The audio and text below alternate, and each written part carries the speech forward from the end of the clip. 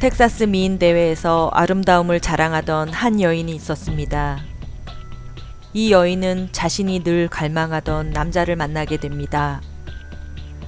그는 잘생긴 호남형의 얼굴에 막강한 재력을 소유하고 있었고 교양이 있는 사람이었습니다. 이들의 만남은 어떻게 끝이 날까요?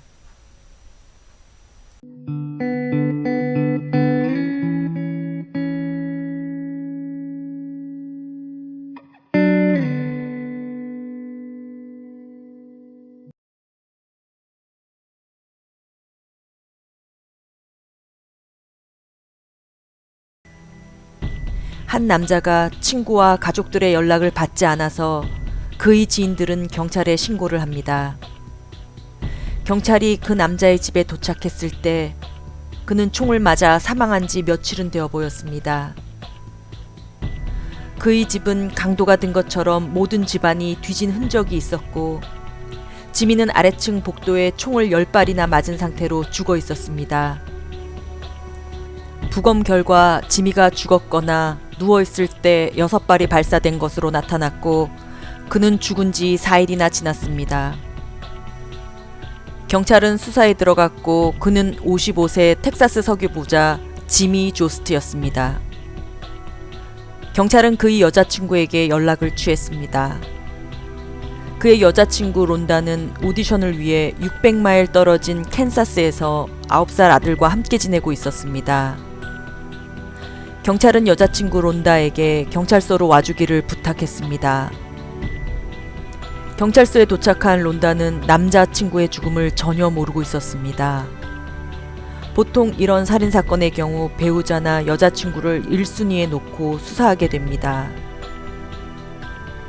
그들은 결혼하진 않았지만 둘 사이에는 9살짜리 아들이 있었습니다. 사실혼 관계였습니다.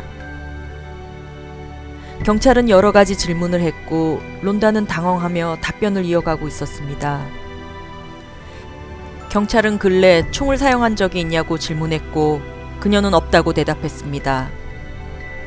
하지만 경찰은 지미가 죽기 한 달 전부터 사격장에서 총 연습을 사건 당일까지 한 사실을 이미 알고 있었습니다. 경찰은 그녀가 거짓 증언을 했고 이를 계기로 더욱 압박하며 그녀를 추궁합니다. 결국 그녀는 사건 당일 사격장에서 총 연습한 것은 맞지만 지미의 죽음과 자신은 무관하다고 부인합니다. 경찰은 우선 지미의 주변인들을 조사하기 시작했고 론다와 지미의 관계에 대해서도 알아보기 시작했습니다. 론다는 자연과 함께 캐주얼하게 자랐고 지미는 부유층 자녀로 예절 교육을 받으며 자라났습니다. 론다 친구의 말에 따르면 론다는 고급스러운 취향을 가진 남자를 원했고 지미는 론다가 찾던 사람이었다고 합니다. 그들의 첫 만남은 영화와 같았습니다. 지미는 1990년 텍사스 미인대회에 나온 론다를 TV를 통하여 처음 보고 저 여자와 결혼할 거라고 친구에게 이야기했다고 합니다. 그 후 지미는 론다를 수소문해 지인을 통해 소개를 받았고 그들은 만남을 가지기 시작했습니다. 론다는 유머 감각을 갖고 고급스러운 취향을 가진 지미와 사랑에 빠지게 됩니다. 지미 친구의 주장에 따르면 지미는 론다가 원하는 것은 무엇이나 들어줄 정도로 론다에게 빠져 있었다고 합니다. 지미는 론다에게 오스틴의 대저택을 선물했으며 하루는 지미가 론다에게 10억짜리 수표를 써줄 정도였다고 합니다. 하지만 론다의 주장은 달랐습니다. 사귀기 시작한 후 행복한 시간은 얼마 가지 않았다고 했습니다. 아들이 태어나서 아들을 의지하며 살았는데 가장 큰 문제는 지미가 사람들 앞에서 보이는 좋은 인격과 달리 집안에서는 난폭한 성격을 가지고 있어서 가정폭력이 심했다고 주장합니다.